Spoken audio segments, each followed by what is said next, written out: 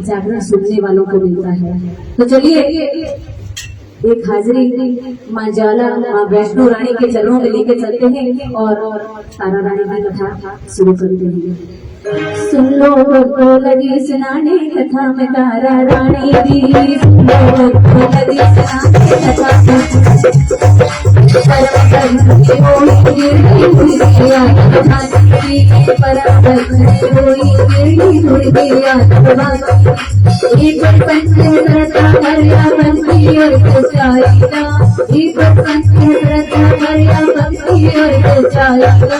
इसके बिना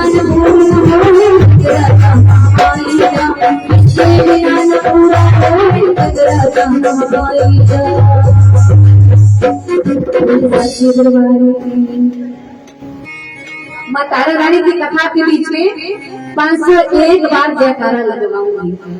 जो गिनती याद रखेगा उसको सुबह इनाम भी मिलाया। अब देखते हैं कि गिनती याद कौन रखता है और इनाम किसको मिलता है। बोल सच्चे दरबार की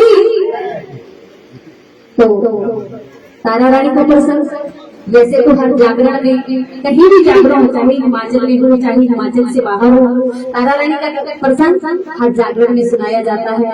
और हर विद्वान हर जगराते वाले अपने अपने ढंग से सुनाते हैं। हर व्यक्ति का अपना अपना ढंग है सुनाने का। पर तारा रानी की कथा का जो मेन जगह है वो हमारे हिमाचल में है, वो कांगड़ा से है, माँ ज्वाला रानी के नाम से है। जयकारा शुरू बोल सच्चे दरबार की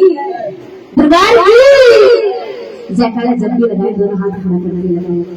हमारे भारत देश में एक बहुत ही प्रतापी राजा दक्ष हुआ करते थे। उनकी दो बेटियां थी। बड़ी का नाम तारा और छोटी का नाम रुक्मा। राजा बहुत ही प्रतापी, बहुत ही ज्ञानी और माँ भगवती को मानने वाला, धर्म कांड करने वाला, और उसके राज्य में सारी प्रजा भी बहुत ही सुखी थी। दोनों बेटियां माँ वैष्णो की माँ भगवती की इतनी भगत थी कि वो माँ की पूजा पाठ किए बिना अपना दिन का काम शुरू नहीं करती थी। एक दिन एकादशी के दिन दोनों बहनों ने व्रत किया था। एकादशी का व्रत किया और बड़ी बहन तारा ने छोटी बहन रुक्मन को पैसे लेकर बाजार में प्रसाद लाने के लिए भेज दिया। प्रसाद लाने के लिए भेजा। महलों में पली बड़ी रुक्मन, उसको कहाँ पता था कि प्रसाद क्या होता है।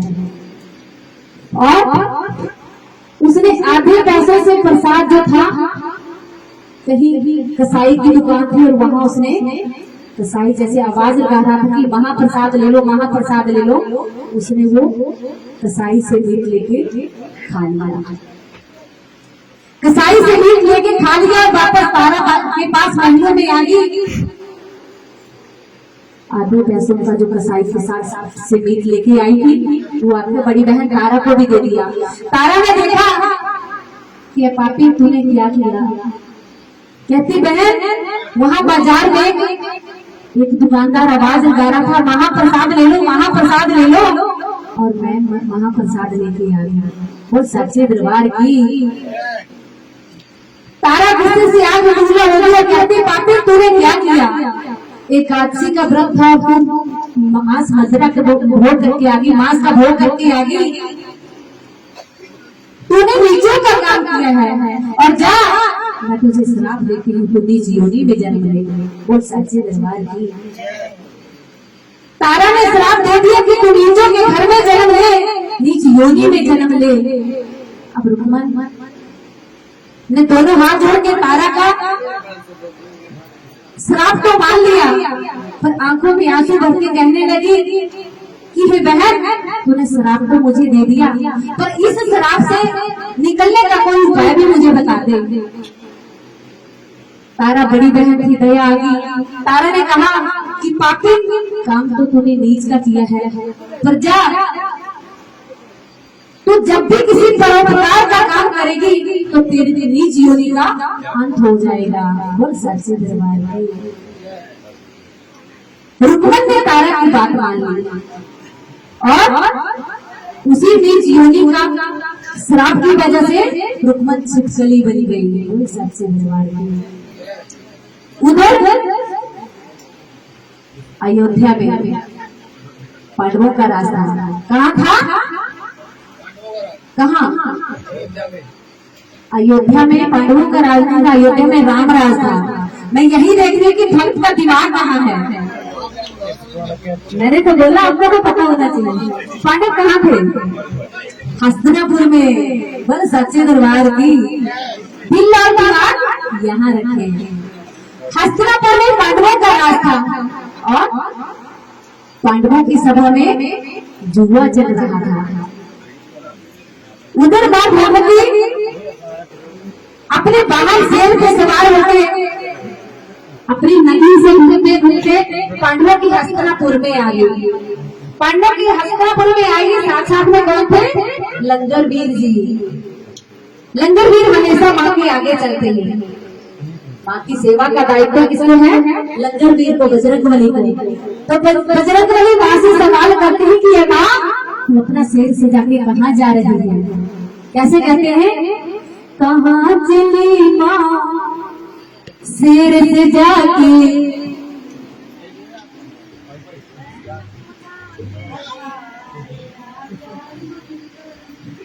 कहाँ चली माँ शेर से जाके जंगल में पैर फुलाने हारी आजा मंदिर में।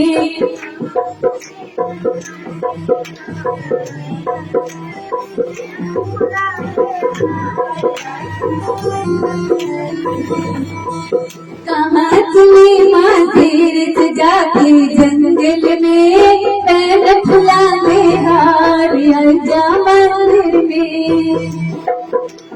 और लंगर वीर माँ से ये सवाल करते हैं तो माँ कहती है कि या लंगर वीर मैं पांडवों के हस्तिनापुर में जा रही हूँ।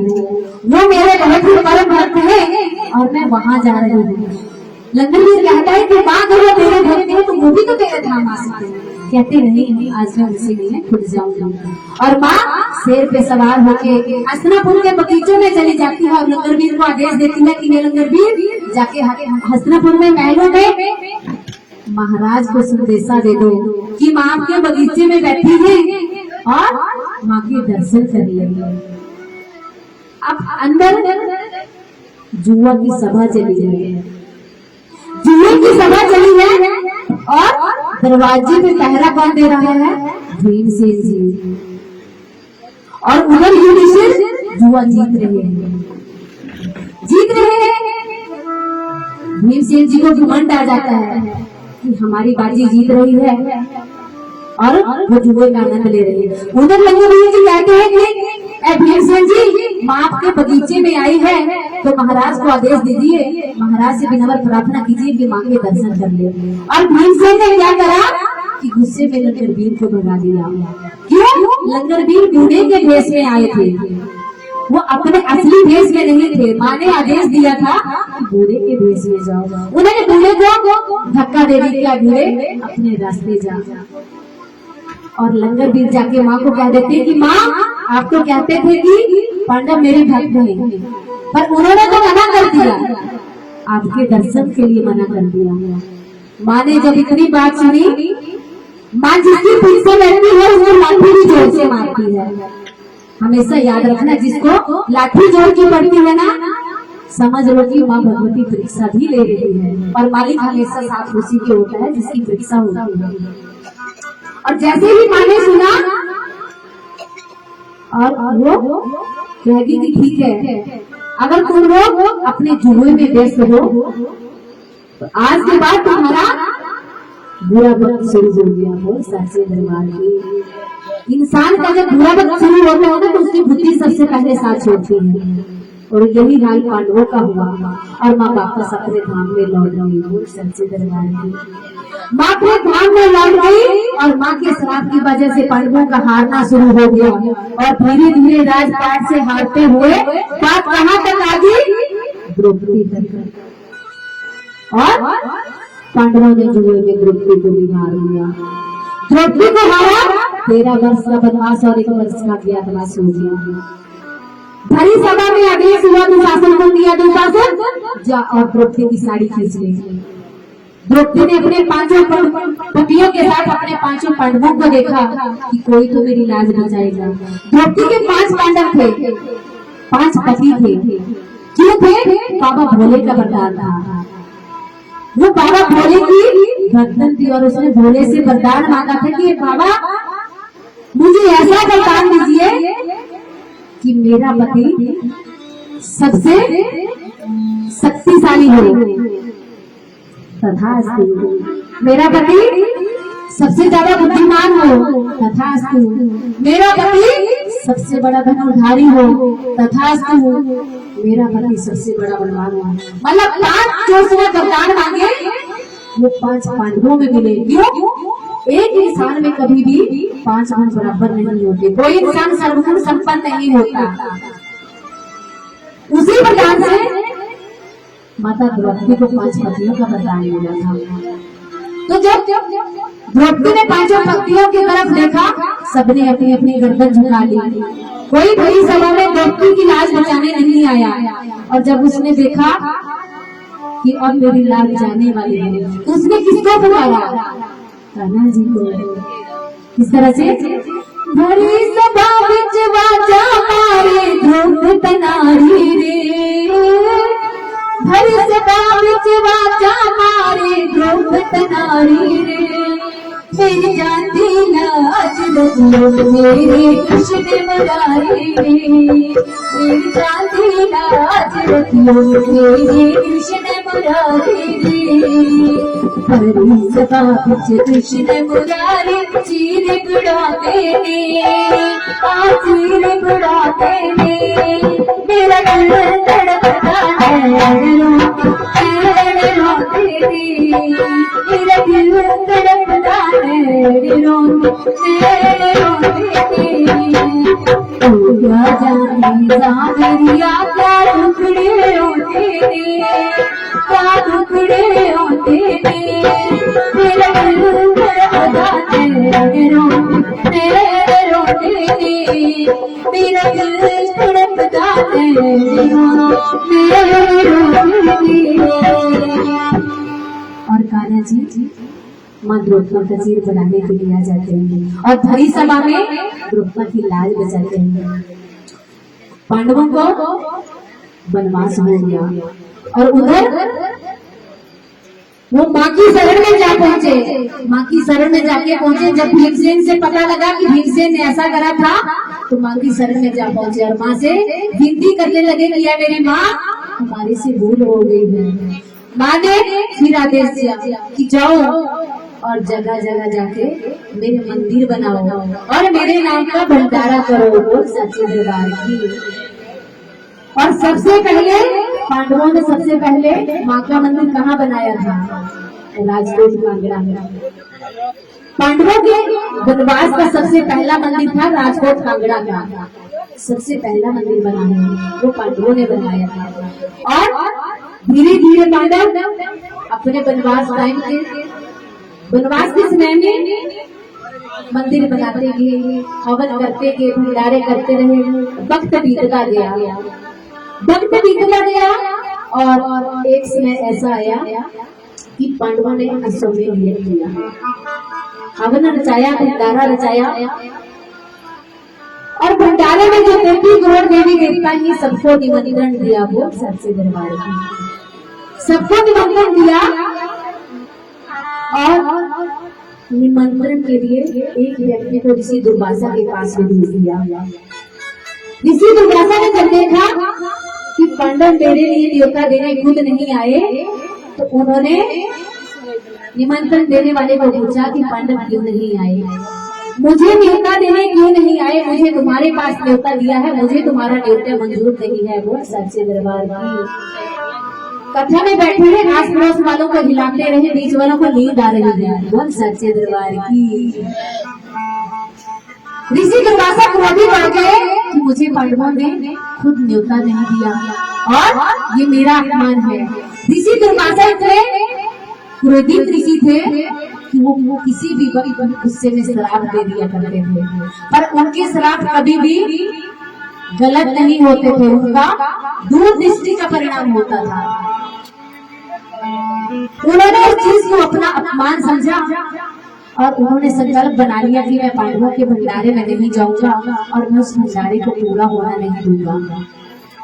जैसे ही भंडारे का दिन आया, सभी पांडव हवन करने लगे, सभी देवी देवता हवन करने लगे और रसोइये प्रसाद बनाने लगे पड़े।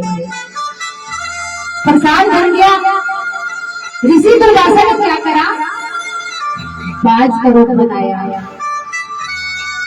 बाज का रूप बनाया और अपने चोंच में जहरीला सांप भरा और उस भंडारे की ओर, पांडवों के यज्ञ की ओर चल पड़ा।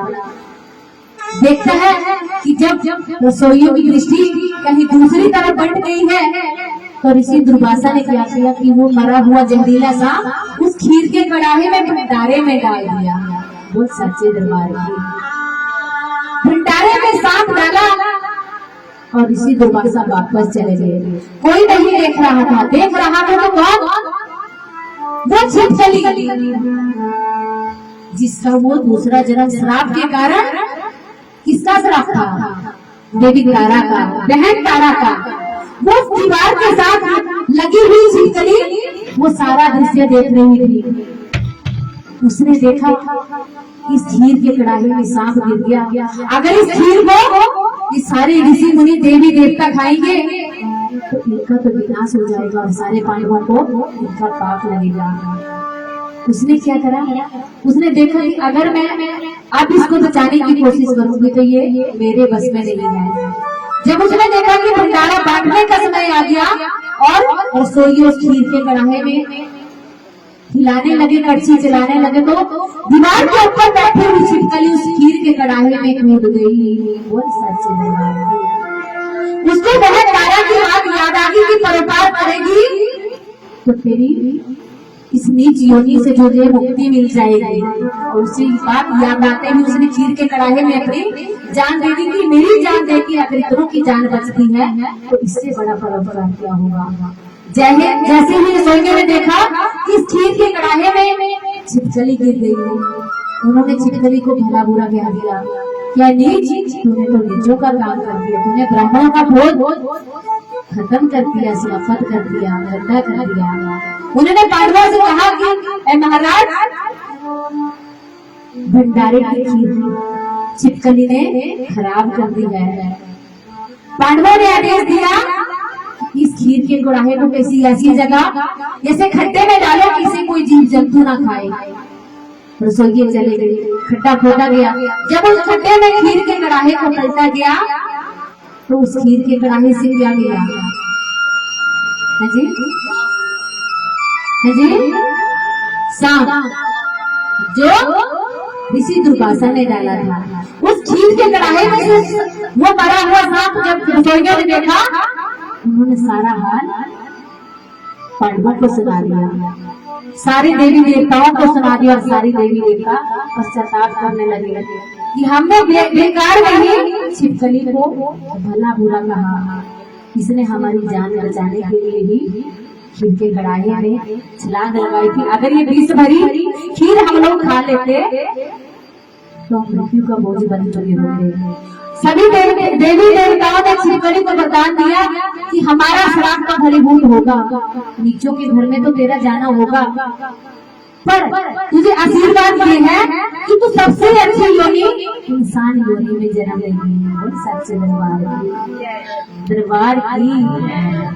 और उधर दूसरी साइड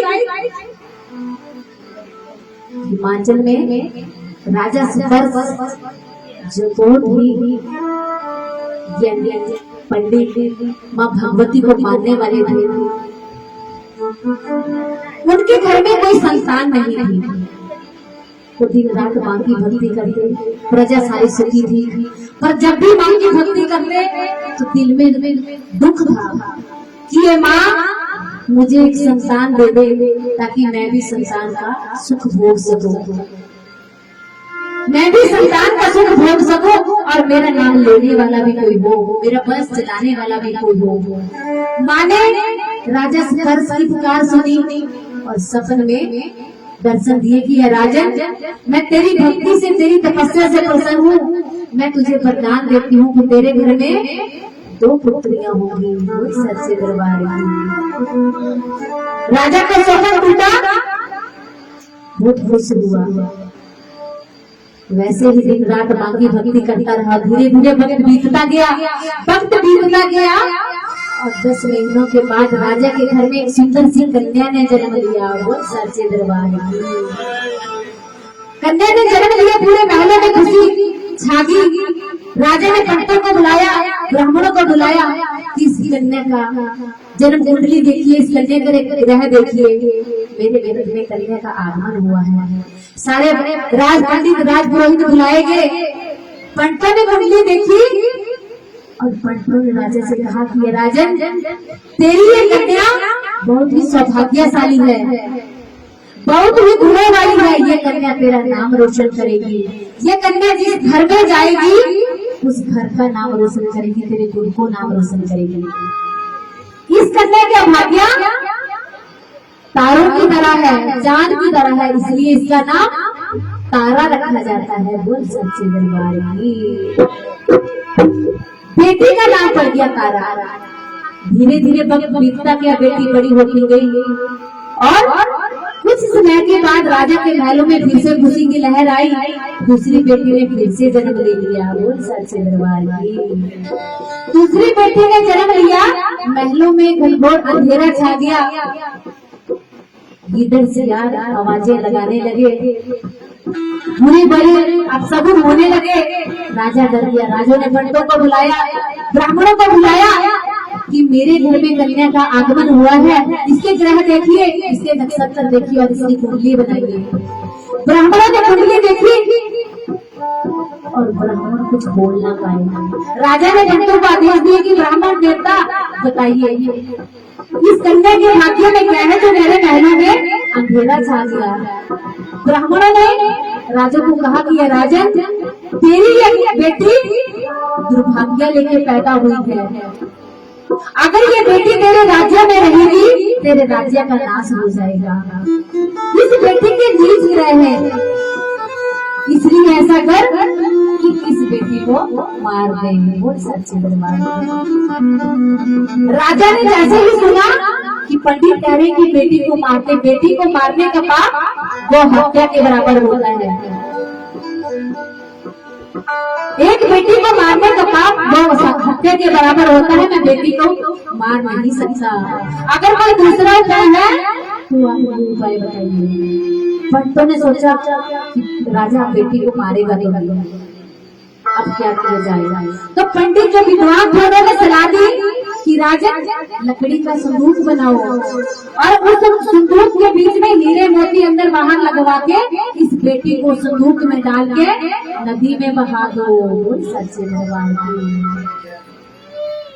जैसे भी राजा ने सुना कि नदी में बहा दो और खूब बेटी की हत्या से छूट जाओगे। राजा ने सुना, राजा ने वैसे ही किया। लकड़ी का संदूक बनाया गया, बाहर अंदर हर जगह हीरे जवाहरात भरे गए और बीच में उस बेटी को डाल दिया गया। बेटी को डाला और राजा ने बेटी को नदी में बहा दिया। बोल सच्चे दरबार की नदी में बहाया और अब नन्ही सी बेटी नदी में बहती जा रही है। इस तरह से नदी में बहती है तो माँ भगवती से प्रार्थना करती है कि माँ बाप ने तो बहा दिया, अब मेरा सहारा सिर्फ तू है। किस तरह से मेरी रुड़दीनो बनेला मसेरा वालड़िए, मेरी रुड़दीनो बनेला मसेरा वालड़िए, मेरी रुड़दीनो बनेला मसेरा वालड़िए। माता पिता ने जुल्म कमाया, माता पिता ने जुल्म कमाया, जब तीनों ही नदिया बहाया नदिया बहाया मुझे तो चित्रा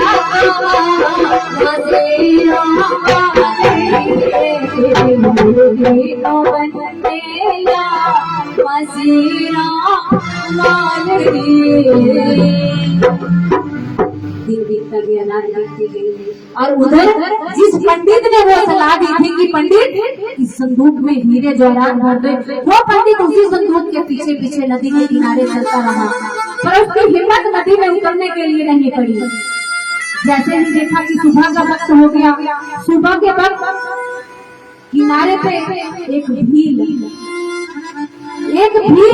नदी के किनारे स्नान कर रहा था। उस पंडित ने आके उस भील को सलाह दी कि भील, नदी के साथ साथ में नदी के बीच में ये जो संदूक चमकता हुआ जा रहा है, इस संदूक को पकड़ ले। इस संदूक के बाहर जो होगा वो मेरा होगा, क्योंकि बाहर अगर इतने हीरे जवाहरात लगे हैं तो इसके अंदर और भी ज्यादा होंगे। तो बाहर का हिस्सा मेरा और अंदर का हिस्सा तेरा। वो सच्चे दरबार की पंडित को पता था कि अंदर सिर्फ बेटी है, तो उसने भीड़ से सौदा कर लिया कि बाहर का हिस्सा मेरा और अंदर का हिस्सा तेरा। भील ने नदी में छलांग लगाई और संदूक को पकड़ के किनारे पे ले गया। शर्त के अनुसार पंडित ने जैसे ही संदूक खोला तो अंदर क्या देखता है कि नन्ही सी बेटी रुक्मण हाथ में अंगूठा चूसते हुए, मुंह में डाले हुए, आंखें बंद बंद करके हल्की हल्की मुस्कुराहट के साथ अंगूठा चूसे जा रही है। और जैसे ही पंडित और भील ने देखा, पंडित ने कहा कि भील, मेरी शर्त हुई थी कि बाहर का हिस्सा मेरा है तो मैं संदूक के हीरे जवाहरात ले लेता हूँ, अंदर जो बेटी है वो तेरी है। वो सच्चे दरबार की। और जैसे ही भील ने देखा कि एक चंद्रमा जैसी बेटी सामने सलोना हंसती हुई, उसने उस बेटी को उठाया, कलेजे से लगाया और घर की तरफ चल पड़ा। घर की तरफ देखा, घर में गया, पत्नी को बोला कि ये भगवान थे, आज मैं क्या लाया हूँ, मुझे माँ ने क्या बख्शा है। पत्नी ने देखा कि पति के हाथ में बेटी है। जैसे ही पत्नी ने उस बेटी को अपने कंधे से लगाया, अपने छाती से लगाया, माँ की मेहर देखो, उस भीलनी की छाती से दूध की धारा बहने लगी। वो सच्चे दरबार की। और वो बेटी भीलों के घर में पलना शुरू हो गई। वो सच्चे दरबार की। जैसे ही वो बेटी भीलों के घर में पलने लगी, उधर तारा रानी महलों में पलने लगी। तारा रानी वैसे ही माँ भगवती की आराधना करती हुई बड़ी होती गई, जवान होती गई। और उधर भीलों के घर में देवी रुक्मण भी जवान होती गई। बेटी जवान होगी, राजा स्पर्श हो, चिंता होगी बेटी की शादी की। बेटी की शादी के लिए रिश्ता किया गया बुलेरखंड के महाराज हरिश्चंद्र जी के साथ। बेटी का रिश्ता किया गया और शादी तय होगी। शादी तय होगी, बारात आगी, सारी विधि विधान के साथ बेटी की शादी होगी। बेटी की शादी होगी, बेटी की विदाई का वक्त आ गया। तो बेटी तारा बाबू से किस तरह से कहती है, अतिथि तैयारी रख डोली निभाई, मैं परदेस निभाई। अतिथि तैयारी रख डोली निभाई, मैं परदेस निभाई।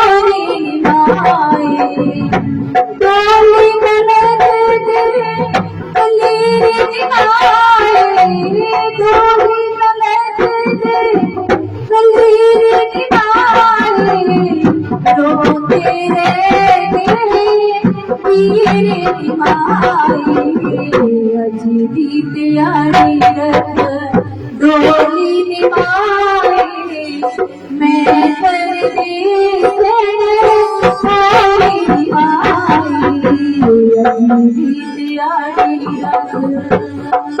और इस तरह तरह से बेटी रुक्मण की विदाई, तारा की विदाई हो जाती है। तो बेटी तारा रानी बन के राजा हरिश्चंद्र के महलों में रहने आ जाती है और वहां भी वो माँ का दरबार वैसे ही सजाती है। विधि का विधान देखो, माँ की मेहर देखो। उधर बेटी रुक्मण भीलों के घर में पल बढ़ के जवान हो गई, भीलों के घर में पली, भीलों के घर में जवान हुई। उसकी भी शादी की तैयारियां होने लगी। और किस्मत की बात देखो, बोल साचे दरबार की, ध्यान इधर उधर ना भटकाए, बोल साचे दरबार की, ध्यान इधर उधर ना भटकाए। और उस बेटी की शादी कहाँ तय हुई? जहाँ देवी तारा की शादी हुई थी, राजा हरिश्चंद्र के महलों में। जो भंगी महलों में साफ सफाई का काम करता था, उसके साथ बेटी रुक्मण की शादी भी तय हो गई। बोल सच्चे दरबार की, माँ की मेहर देखो, दोनों बहनें एक ही राज्य में वापस फिर से पहुंच गई। समय बीतता गया, धीरे धीरे दिन बीतते गए। एक दिन जिस महल में देवी रुक्मण जो भीलों की बहू थी, उसकी सास जो भंगीर का काम तारा के महलों में करती थी, वो बीमार हो गई। रुक्मण ने सास को कहा कि माँ, आज आपकी जगह भीलों के जहाँ जो सफाई का काम करते हैं, वहाँ महलों में मैं चली जाती हूँ, वहाँ साफ सफाई का मैं काम कर लूंगी आपकी जगह। देवी रुक्मण को भेज दिया गया। रुक्मण ने अपना सारा काम किया और जैसे ही वो घर की तरफ वापस जाने लगी, तो वो क्या देखती है कि देवी तारा महल के कमरे में माँ का दरबार सजा के बैठी है, पूजा पाठ कर रही है। और जैसे ही उसने देखा कि देवी पूजा पाठ कर रही है, वो भी उस कमरे के दरवाजे के बाहर बैठ गई कि देवी तारा आएगी, मैं उससे प्रसाद लेके जाऊंगी। बोल सच्चे दरबार की। जैसे ही देवी तारा माँ की भक्ति अपना दिन का काम करके वापस आ जाती है, देवी रुक्मण को, बहन रुक्मण को दरवाजे पे देखती है, तो वो रुक्मण का माथा देख के एकदम से समझ जाती है, उसको तीनों जन्मों की बात याद आ जाती है। और रुक्मण को हाथों से पकड़ के महल की तरफ ले जाती है कि बहन, तू बाहर क्यों खड़ी है, महल के अंदर चल। रुक्मण कहती है कि रानी, मैं भूल जाती थी, मैं भंगीर जाती की हूँ, मैं तुम्हारे महलों में नहीं जा सकती। तो तारा कहती है कि बहन, आज इस जन्म में तू बेशक भूल जाती थी या भंगीर जाती थी, लेकिन तू मेरी बहन है। तू आज से नहीं, तू मेरे तीसरे जन्म से बहन है। और वो अपनी पूरी कथा देवी रुक्मण को सुना देती है कि तू मेरी 3 जन्मों से बहन है, इस रिश्ते से तू मेरी आज भी बहन है। और जैसे दोनों बहनों के बीच में वार्तालाप होती है, तो देवी रुक्मण रानी तारा से पूछती है कि बहन, तू ये क्या कर रही थी? तारा उसको सारी बात बताती है कि बहन, ये माँ वैष्णो का दरबार है, माँ काली का दरबार है, और मैं माँ भगवती की पूजा कर रही थी। ये ऐसा दरबार है कि इस दरबार में आके कोई खाली हाथ नहीं जाता। मैंने जो जल दिए थे ना, वो 2 चावल दिए थे मैंने, वो 2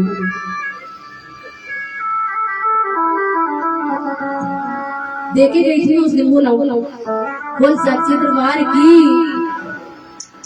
तो और अगर किसी ने कोई अरदास करवानी होगी, तो अभी जो देवी रुक्मण की तारा रानी की अरदास होगी, उस टाइम वो अपनी अरदास करवा सकता है।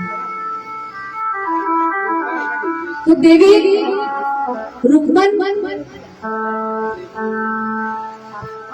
रानी तारा से कहती है कि बहन, अगर तेरी माँ इतनी सच्ची सारी है ना, तो अपनी माँ को बोल कि मेरी गोदी में लाल दे दे, मेरी गोदी में बेटा दे दे। अगर तेरी माँ मेरी गोदी में बेटा दे देगी, तो मैं भी तेरी माँ की जोत अपने घर में जलाऊंगी। रानी तारा ने रुक्मन की बात सुनी और रुक्मन ने कहा कि मेरी माँ सब कुछ देने वाली है, बस मांगने वाले की नियत होनी चाहिए। तो रानी तारा माँ से फरियाद करती है, किस तरह से? बरती चोलियां माता सवाली जाए ना खाली, सवाली जाए ना खाली, बरती चोलियां माता सवाली जाए ना खाली, सवाली जाए ना खाली, बरती चोलियां। मंदिर तेरे में आवा किया के बेटा मैं गावा, कि अंदर तेरे में आवाज फिर बेटा मैं गावा, करो मंजूर माँ, करो मंजूर मेरी माँ, सवाली जाए ना खाली, सवाली जाए ना खाली, पर्दे छोड़िया। इस तरह से देवी रुक्मण की फरियाद माँ तारा माँ भगवती से कहती है कि ये माँ मेरी बहन की झोली मुराद से भर दे, ये बेटा अपने घर आंगन में मांग रही है, इसकी झोली में बेटा डाल दे, ये तुम्हारे नाम की ज्योति जलाएगी। और माँ भगवती उसकी फरियाद पूरी करती है और आने वाले टाइम में साल के बीच में उसके घर में बेटा किलकारियां मारता है। बोल सच्चे दरबार की। रुक्मण के घर में बेटा हो जाता है और बेटे के मुंह में रुक्मण इतनी अंधी हो जाती है कि उसने माँ से जो वायदा किया था कि मैं तेरी ज्योति अपने घर आंगन में जलाऊंगी, रुक्मण भूल जाती है। बोल सच्चे दरबार की। और धीरे धीरे बेटा बड़ा हो जाता है, बेटा 5-6 साल का हो जाता है। और जैसे ही बेटा 5-6 साल का होता है, माँ अपने लंगर वीर के साथ में बैठ के हिसाब कर रही होती है। क्यों? माँ हिसाब भी करती है, और जब हिसाब करती है ना, जब देने पे आती है तो ढेरों के ढेर देती है, और जब लेने पे आती है ना तो चमड़ी भी उड़ेड़ लेती है। बोल सच्चे दरबार की। माँ हिसाब करती है लंगर वीर से कि लंगर वीर, जिसने मेरी मुराद मेरे से कोई वर मांगा था, कोई वरदान मांगा था, कोई इच्छा मांगी थी, देख किसी का कोई पूरा होने से रह तो नहीं गया। लंगर वीर कहते हैं कि माँ आपने तो सबकी झोलियां भर दी, पर जिसने तुम्हारे नाम का जगराता, तुम्हारे नाम की चौकी, तुम्हारे नाम की ज्योति अपने आंगन में सजाई थी, भाई जी पीछे बातें ना करें। बोल सच्चे दरबार की। बातें ना करें। बोल सच्चे दरबार की। तो लंगर वीर कहता है कि देवी रुक्मण तुम्हारे से किया हुआ अपना वायदा भूल गई है, और उसने तुम्हारे नाम की ज्योति अपने घर आंगन में नहीं जलाई है। जैसे ही माँ भगवती को पता लगता है तो माँ भगवती उस नगने से बालक को क्या कर देती है? हमारे छोटे छोटे जो बच्चे होते हैं ना, उनको माता निकल आती है, निकलती है ना, बच्चों को माता निकलती है, वो वही माता है। आज की डेट में तो बहुत अंग्रेजी वाले नाम भी रख दिए, चिकन पॉक्स है ना, पर बच्चों को हमारी पहाड़ी भाषा में माता कहते हैं। और उस रुक्मण के बेटे को माता निकल आई। खेलता हंसता खेलता बच्चा बीमार पड़ गया, बुखार से तप गया। रुक्मण ने वैद्यों को, हकीमों को, सबको दिखा के बच्चे के लिए दवाई ली, पर बच्चा ठीक ना हुआ। 2 दिन बीत गए, 3 दिन बीत गए, बीतते बीतते हफ्ता बीत गया, पर वो बच्चा आंखें ना खोले। हालत ऐसी होगी कि बच्चा वो बिस्तर से ना उठ पाए और उसका बुखार उतरने को ना आए। सभी वैद्यों ने, सभी हकीमों ने मना कर दिया कि हमारे बस में इस बच्चे का इलाज नहीं है। देवी रुक्मण ने बच्चा उठाया और महलों की तरफ दौड़ी।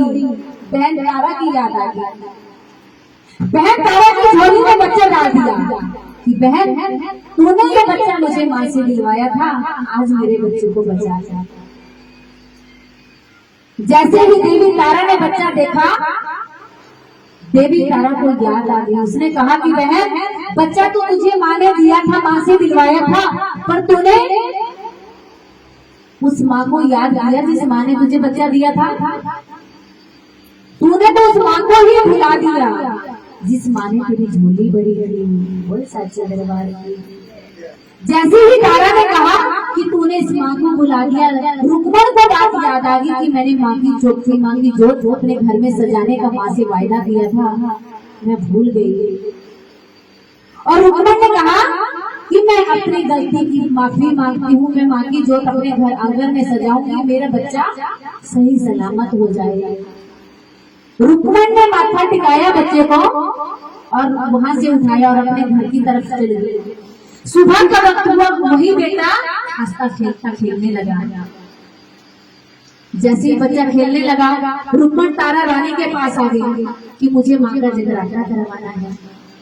तारा ने कहा कि मार्केट में, बाजार में, राज्य में जाओ और जो जागरण करवाने वाली पार्टी है ना, जो वेद पंडित पुरोहित जागरण करते हैं, उनको जाके कहो कि मुझे अपने घर में जगराता करवाना है, माँ की ज्योति जलानी है। जैसे ही पंडितों ने भंगिन को देखा, रुक्मण को देखा, तो उन्होंने कहा कि तू नीच जाति से है, तू भंगिन की जाति से है और हम पंडित है, हम नीचों के घर में जगराता नहीं करते।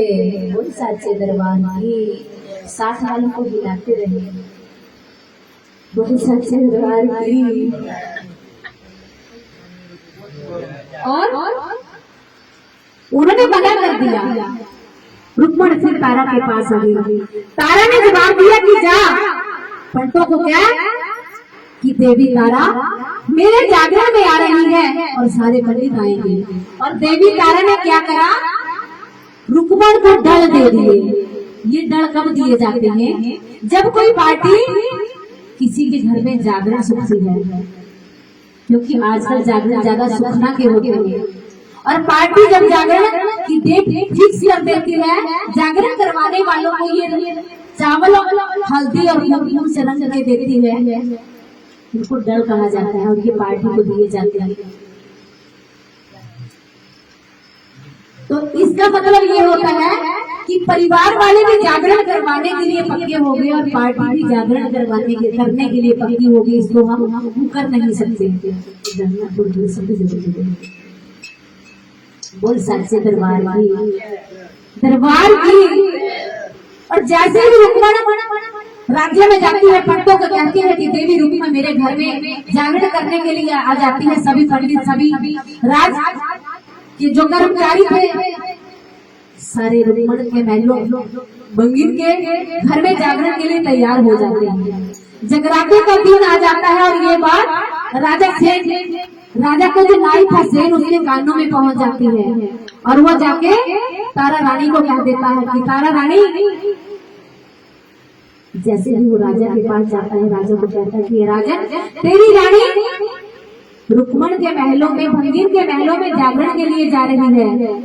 जैसे ही राजा को पता लगता है तो राजा क्या करता है कि अपनी छोटी उंगली को चाकू से कट लगा लेता है कि अब मुझे नींद नहीं आएगी और तारा मुझे छोड़ के नहीं जाएगी। शाम हो गया, जगराते का टाइम हो गया, सारे पंडित भंगिन रुक्मण के घर में चले गए, पर तारा रानी वहां न पहुंची। राजा सोए ना और रानी जाए ना। उसने माँ भगवती से फरियाद करी कि है मेरी माँ, राजा को सुला दे ताकि मैं रुक्मण के जागरण में जा सकूं। माँ की मेहर हुई, हल्की हल्की हवा का झोंका आया और राजा को नींद पड़ गई। जैसे ही राजा को नींद पड़ी, रानी ने खिड़की से रस्सा डाला और वो कूद के जाती हुई रुक्मण के घर में जा पहुंची। बोल सच्चे दरबार में। जैसे ही रुक्मण के घर में गई, पंडितों ने देखा और जागरण शुरू हो गया। भक्तों, पहले जो जागरण होते थे माँ काली के होते थे। वो जागरण ऐसे होते थे ना, एक बंद कमरे में होते थे। वहाँ जो भक्त एक बार आ गया ना, सुबह का प्रसाद लिए बिना वो बाहर नहीं जा सकता था, दरवाजे बंद कर दिया जाता था। पहले जो काली के जागरण हुआ करते थे, पर अब के जो जागरण है वो वैष्णो के जागरण है।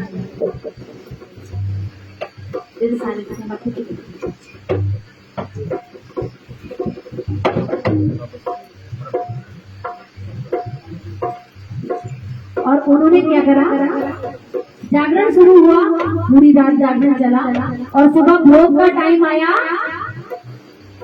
भोग का टाइम आया तो भोग क्या लगा, बकरे का मीट, बकरे का मीट माँ के भोग के लिए रखा गया। भोग और प्रसाद कहाँ है, परिवार वाले भोग लगा लो, भोग लगा भाई आगे आ, परिवार वाले आगे सारे भोग लगा लो।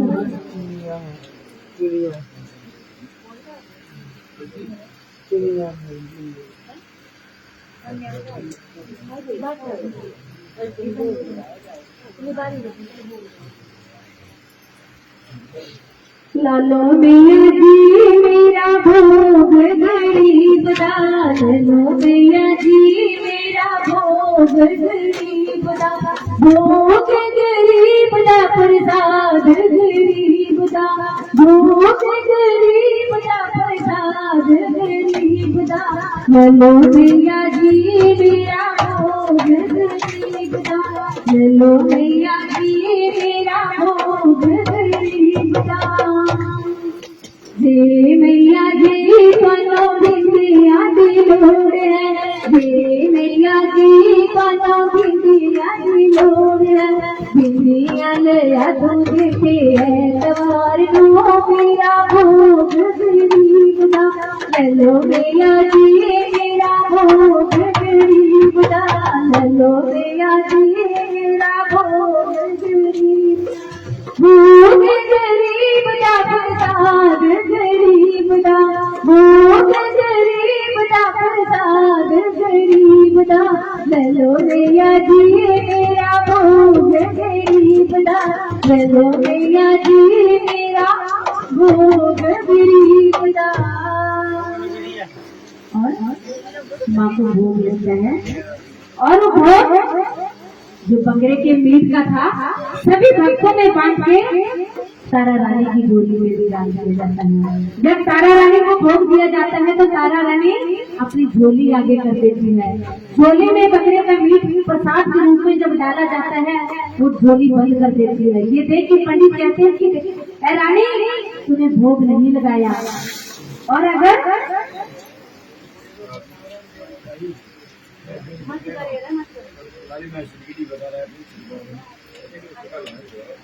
और रानी अगर आप भोग नहीं लगाओगे तो हम भी कोई भोग नहीं लगाएंगे, क्यों, ये भीलों के घर का भोग है। रानी तारा कहती है कि ये जो मैंने अपने पल्लू में भोग डाला ये मैंने अपने राजा के लिए लिया, अपने हिस्से का भोग को मैं अभी प्रसाद अभी लूंगी।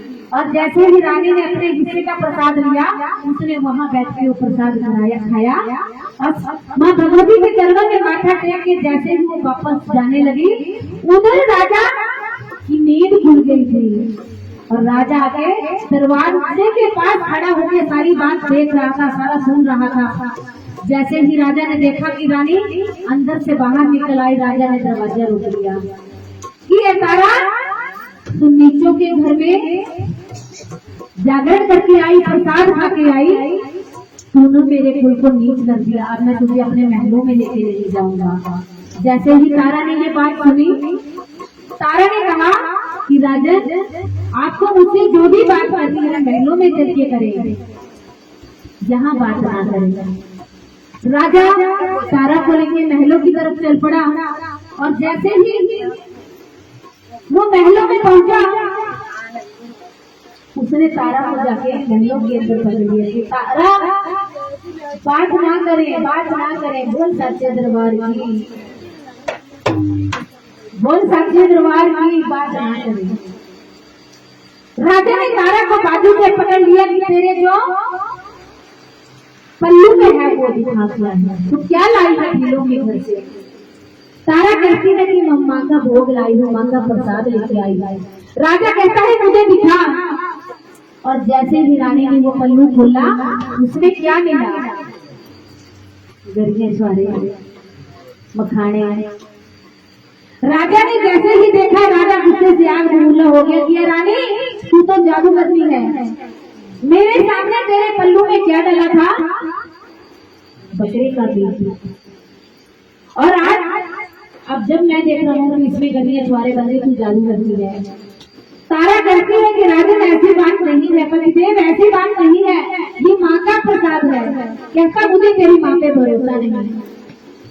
तारा कहती है कि अगर तुझे मेरी माँ पे भरोसा नहीं, माँ को तुझे परखना है तो अपने घर में माँ की ज्योति जला के दे और अपने जो सबसे प्यारी चीज है ना उसको माँ को अर्पित करके दे। उसको माँ को माँ की चरणों में उसकी बलि देके दे।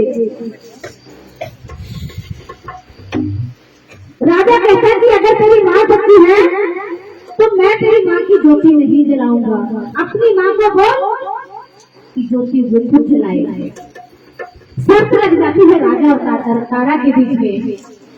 तो माँ भगवती से प्रार्थना करती है, देवी तारा ये माँ आज मेरी लाज तेरे हाथ में है। आज तुझे अपने होने का प्रमाण देना है, तुझे अपनी ज्योति खुद जलानी है। इस तरह से उठ जाग ज्वाला माँ की तेरी जागरण वेला होई। उठ जाग ज्वाला माँ की तेरी जागरण वेला होई। उठ जाग ज्वाला माँ की तेरी जागरण वेला होई। उठ जाग ज्वाला माँ की तेरी जागरण वेला होई। और देखते ही देखते माँ ज्वाला की ज्योति अपने आप जलती। जयकारा ज्वाला राय का बोल सच्चे दरबार की जय। माँ ज्वाला की ज्योति जल गई। राजा को वहम हो गया, कहीं रानी सच में जादू करने तो नहीं है। वो कहता है कि रानी मुझे अभी भी विश्वास नहीं है, मुझे अपने माँ के साक्षात दर्शन करवाओ। तारा कहती है कि राजा अगर तुझे मेरी माँ के दर्शन करने हैं तो जो चीज तुझे सबसे ज्यादा प्यारी है उसकी बलि मेरी माँ के चरणों में दे दे। राजा क्या करता है, उसको सबसे प्यारा कौन था? अपना नीला घोड़ा। राजा अकबर में जाता है, अपने नीले घोड़े को तलवार का एक वार करता है और उसका सिर काटकर महामाई के चरणों में भेंट कर देता है। बोल सच्चे दरबार। राजा कहता है तारा मैंने अपने सबसे प्यारे नीले घोड़े की बलि तेरी माँ को दे दी, अब तो मुझे माँ के दर्शन करवा। तारा कहती है राजा जिसकी तूने बलि दी वो बेजुबान था, वो पशु था। अपने सबसे प्यारी चीज की बलि देके देख। तुझे सबसे प्यारा तेरा पुत्र है, तेरा बेटा तेरा राजकुमार तुझे सबसे ज्यादा पुत्र है। अगर तेरे में हिम्मत है तो अपने पुत्र की बलि माँ के चरणों में देके दे। राजा गुस्से से आगे बोला हो जाता है और वो कुछ नहीं देखता है। वो अपने बेटे रोहिदास को आवाज लगा देता है और उसका बेटा रोहिदास बाप के पास भागता हुआ आ जाता है। हाँ पिताजी कहिए। राजा बेटे को कुछ नहीं कहता है और तलवार उठा के बेटे का सिर धड़ से अलग कर देता है। वो सच्चे दरबार की जैसे ही बेटे का सिर धड़ से अलग कर देता है और तारा देखती है, तारा का कलेजा कांप जाता है। माँ सब कुछ देख सकती है, अपने बच्चे का खून नहीं देख सकती। बोल सच्चे दरबार की। राजा कहता है कि रानी अब तो मैंने अपने बेटी की बलि भी दे दी, अब तो मुझे अपनी माँ की दर्शन करवा। मैंने तो अपने कुल का अपने वंश का भी खात्मा कर लिया।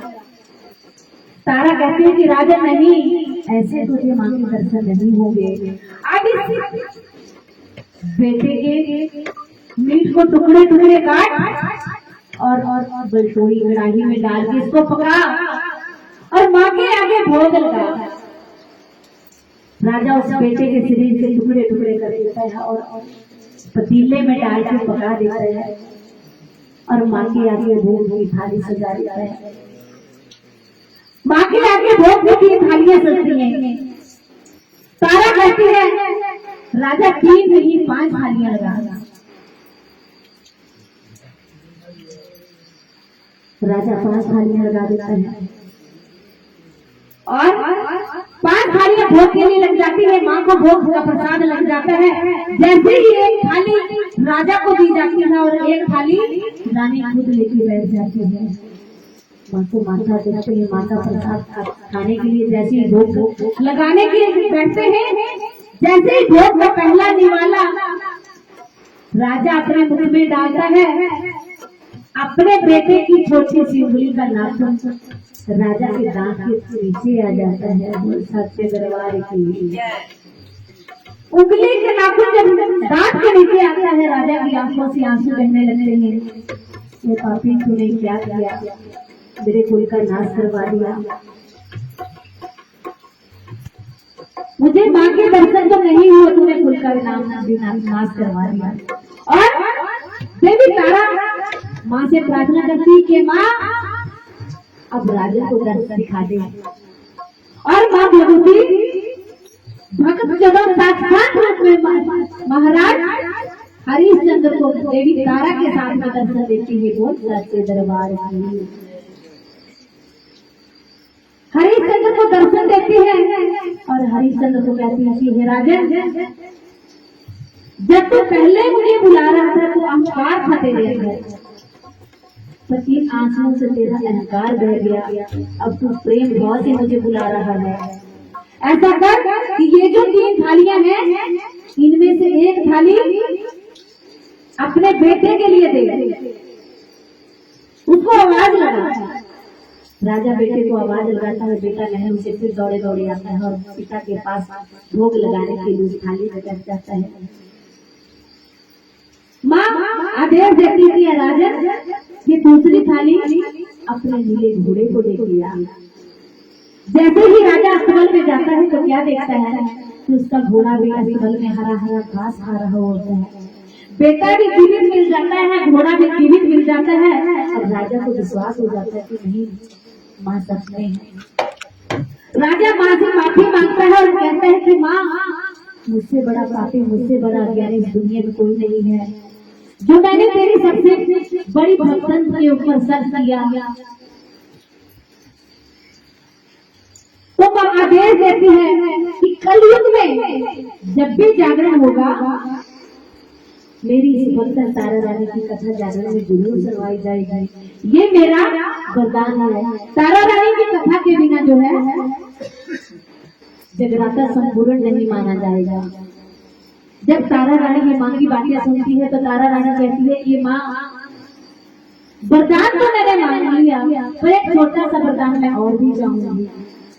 माँ, आज तो मैंने बेटे की बलि दे दी, पर कलयुग में ऐसा कोई भक्त नहीं मिलेगा जो अपने बेटा या बेटी की बलि दे दे।